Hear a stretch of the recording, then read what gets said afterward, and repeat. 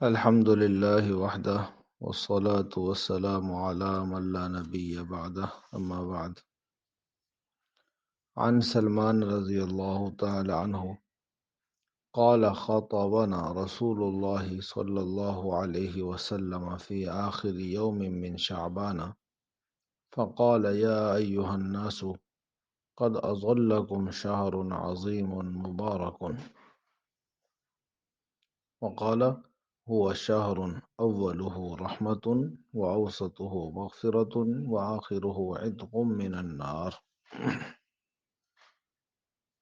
رواہ ابن خزیمہ فی صحیحہ۔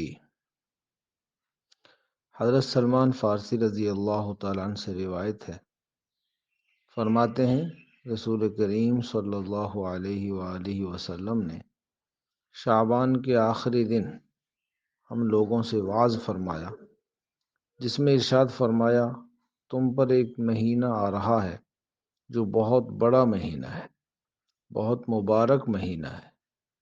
پھر رمضان المبارک سے متعلق بہت سے احکام ارشاد فرمائے۔ ایک بات یہ بھی فرمائی رمضان المبارک ایسا مہینہ ہے کہ اس کا ابتدائی حصہ یعنی پہلا عشرہ رحمت ہے، درمیانی حصہ مغفرت ہے، آخری حصہ جہنم سے آزادی کا ہے۔ ان تین عشروں کی تقسیم بخوبی سمجھ آ سکتی ہے اگر ہم اعمال کے لحاظ سے مومنین کو تین درجوں میں تقسیم کر لیں۔ پہلا درجہ تو ان مومنین کا ہے جن کے نامہ اعمال میں نیکیاں زیادہ ہیں اور گناہوں کا بوجھ بہت کم ہے۔ ایسے ایمان والے افراد پر رمضان المبارک شروع ہوتے ہی رحمتوں، برکتوں اور انعامات الہیہ کی بارش شروع ہو جاتی ہے، اس لیے کہ ان کے گناہ کم تھے جو اس مہینے کی مخصوص عبادات شروع کرتے ہی ختم ہو گئے یا نہ ہونے کے برابر رہ گئے، اور نیکیاں ہی نیکیاں رہ گئیں۔ چنانچہ ان کی طرف اللہ تعالیٰ کی رحمت پوری طرح متوجہ ہو گئی۔ دوسری قسم کے وہ لوگ ہیں جن کے نامہ اعمال میں نیکیاں اور گناہ ملے جلے ہیں۔ انہوں نے جب پہلے عشرے میں عبادت کا اہتمام کیا تو دوسرے عشرے میں ان کی مغفرت کا فیصلہ ہو گیا۔ تیسری قسم کے مسلمان وہ ہیں جن کی نیکیاں گناہوں کے مقابلے میں بہت کم ہیں، گناہ زیادہ ہیں۔ ایسے لوگ جب دو عشرے یعنی 20 دن عبادت کرتے ہیں تو آہستہ آہستہ گناہوں کا زنگ اترتا ہے، توبہ کی توفیق ملتی ہے، اور رمضان کا مہینہ ان کے لیے جہنم سے آزادی کا ذریعہ بن جاتا ہے۔ بہرحال رمضان المبارک کا پہلا عشرہ رحمت ہے۔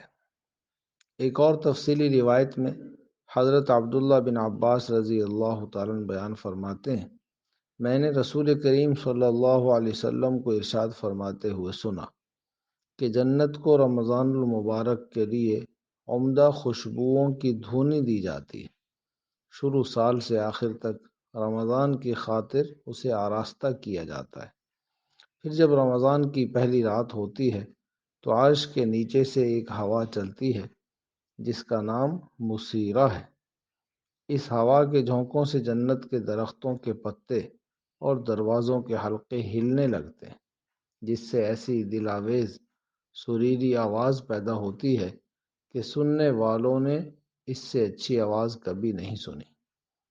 جنت کے حور و غلماں، جنت کے نگران فرشتے جس کا نام رضوان ہے، اس سے پوچھتے ہیں یہ کیسی رات ہے؟ وہ جواب دیتے ہیں یہ رمضان المبارک کی پہلی رات ہے۔ جنت کے دروازے آج امت محمدیہ علیہ تحیت و تسلیم کے لیے کھول دیے گئے اور جہنم کے دروازے بند کر دیے جاتے ہیں۔ جبرائیل امین علیہ السلام کو حکم ہوتا ہے کہ زمین پر جاؤ اور سرکش شیاطین کو قید کر دو۔ رمضان المبارک کا ہر لمحہ رحمت والا ہے، لیکن نبی رحمت صلی اللہ علیہ وآلہ وسلم نے پہلے عشرے کو خاص طور پر رحمت کے ساتھ منسوب کیا ہے۔ رحمت اللہ تعالیٰ کی صفات میں سب سے وسیع اور غالب صفت ہے۔ عربی لغت میں رحمت کا معنی ہے کسی پر مہربان ہونا، ترس کھانا، معاف کرنا۔ اسلامی اصطلاح میں اللہ تعالیٰ کی طرف سے دین اور دنیا میں ہر قسم کی بخشش اور سلامتی کو رحمت کہا جاتا ہے۔ ہر انسان رحمت چاہتا ہے اور دعا کرتا ہے، یا اللہ مجھ پر رحم فرما۔ ہمیں کیسے معلوم ہوگا کہ مجھ پر اللہ کی رحمت ہے یا نہیں؟ عام طور پر یہ سمجھا جاتا ہے کہ بیماری کا نہ آنا، بیوی بچوں کا فوت نہ ہونا، لوگوں کی طرف سے تکالیف کا نہ پہنچنا، مالی تنگی کا نہ آنا وغیرہ وغیرہ، یہ اللہ کی رحمت ہے۔ حالانکہ یہ رحمت کی علامات نہیں ہیں، ورنہ خود نبی کریم صلی اللہ علیہ وآلہ وسلم پر اس طرح کی تکالیف نہ آتی۔ لہذا اللہ اور اس کے رسول صلی اللہ علیہ وسلم نے خود نشانیاں بیان فرمائی ہیں کہ اللہ کی رحمت کیسے اور کس پر نازل ہوتی۔ چنانچہ ارشاد باری تعالی ہے، ان رحمت اللہ قریب من المحسنین، بے شک اللہ کی رحمت نیکی کرنے والوں کے قریب ہے۔ دوسری جگہ فرمایا، اولئک علیہم صلوات من ربہم ورحمہ، یہی وہ لوگ ہیں جن پر ان کے پروردگار کی طرف سے خصوصی رحمتیں عنایتیں ہیں۔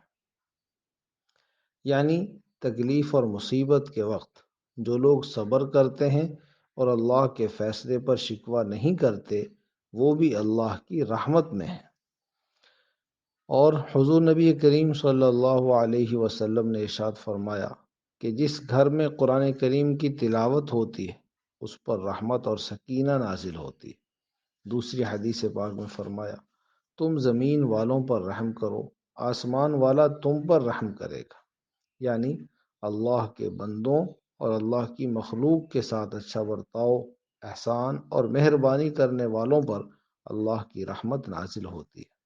مقصد یہ ہے کہ عشرہ رحمت میں بھی اور باقی زندگی میں بھی اللہ کی رحمت کو حاصل کرنے کے لیے کوشش کرنی ہوگی اور رحمت کے اسباب اختیار کرنے ہوں گے، یعنی نیک اعمال، بالخصوص تقوی، نرمی، تلاوت، نماز، روزہ، صدقہ، خیرات، اپنے ماتحتوں اور کمزوروں کے ساتھ ہمدردی اور احسان، اور ان کاموں سے بچنا ہوگا جو لعنت یعنی اللہ کی رحمت سے محرومی کا سبب ہے، مثلا ظلم، جھوٹ، غیبت، بد زبانی، فحش کلامی، بے حیائی والی بات، تجارت میں جھوٹی قسمیں کھانا، دھوکہ دینا، چوری، زنا، نشہ، جوا، ہر گناہ کا کام اللہ کی رحمت سے محرومی کا سبب ہے۔